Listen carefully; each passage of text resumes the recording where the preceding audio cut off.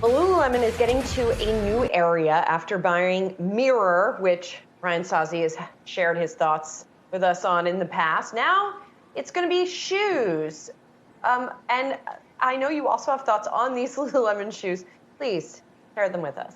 Yeah, they're very simple thoughts here, Julia. First, let me report the news here because that's what we do. The first time Lululemon is getting into the business of feet, or more specifically, footwear, with a new shoe coming out March 22nd called Blissful.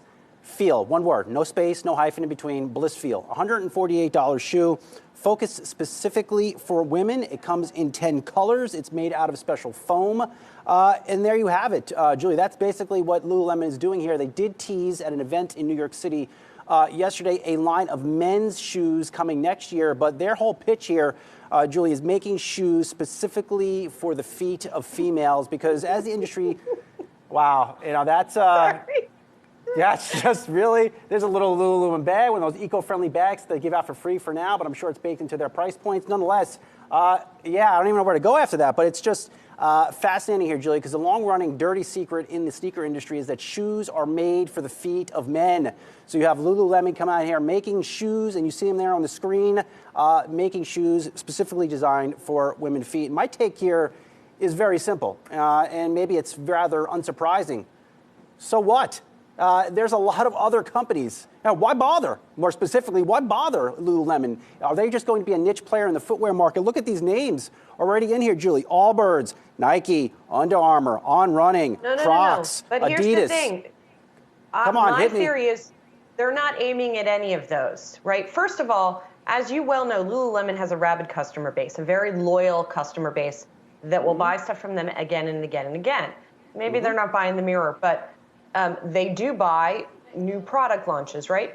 And it's not any of those big names that you mentioned they're aiming at. My theory is they're aiming at a company called APL, which is a niche footwear player, relatively high end, that has been big on social media for the last 3 to 5 years.